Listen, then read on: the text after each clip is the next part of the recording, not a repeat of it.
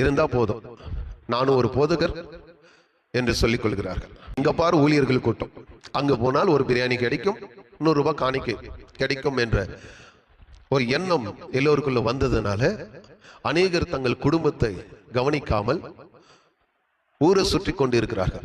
அதாவது குடும்பத்தை கவனிக்கும். அதுல நான் தவறி போனேன். என்னுடைய தவறுதலை கர்த்தர் எல்லாவற்றையும் மாற்றினார், உணர்த்தினார். அனுபவத்தில் சொல்கிறேன். ஊழி ஊழி ஊழி என்று சொல்லிதான் என் குடும்பத்தை நான் இழந்தேன், பொருளாதாரத்தை இழந்தேன், பணத்தை இழந்தேன்.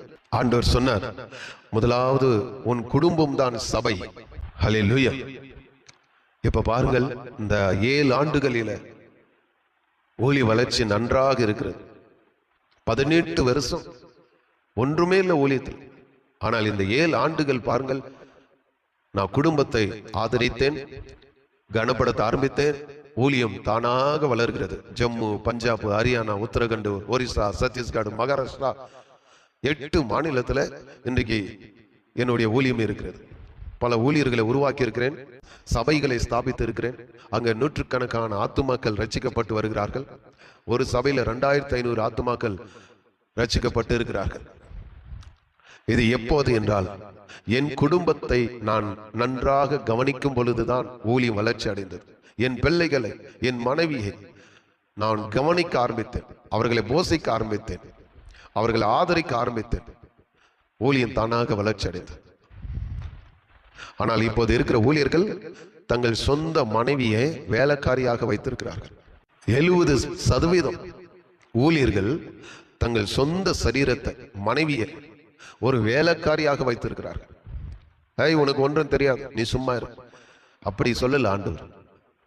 மனிதன் தனிமையா இருப்பது நல்லதல்ல என்று சொல்லி ஏற்ற துணை அவர்களுக்கு உண்டாகும். அப்ப துணை அவர்கள் உங்களுக்கு உதவி செய்கிறவர்கள். உதவி செய்கிற மனைவியை தள்ளிவிட்டு நீங்கள் தனியாக ஊழியத்திற்கு சென்றால் உங்க ஊழியம் தோல்வி.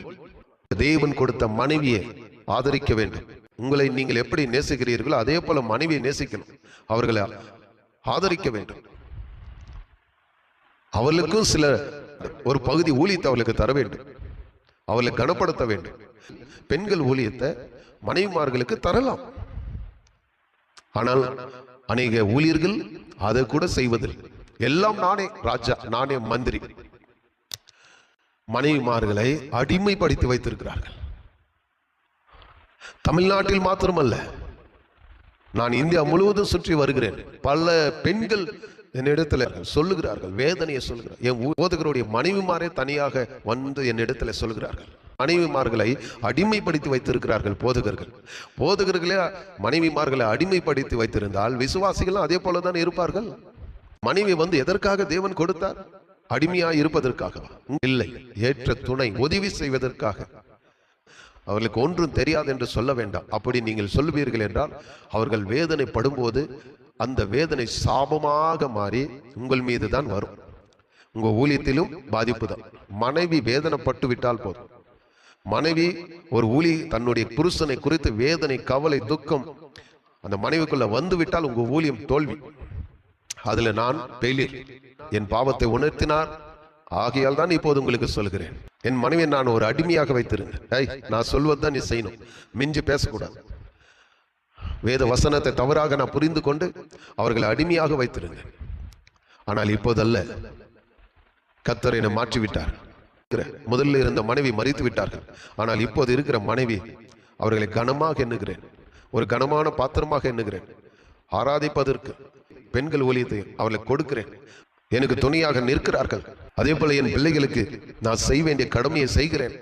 இப்போது ஊழியம் தானாக வளர்கிறது. ஹல்லேலூயா.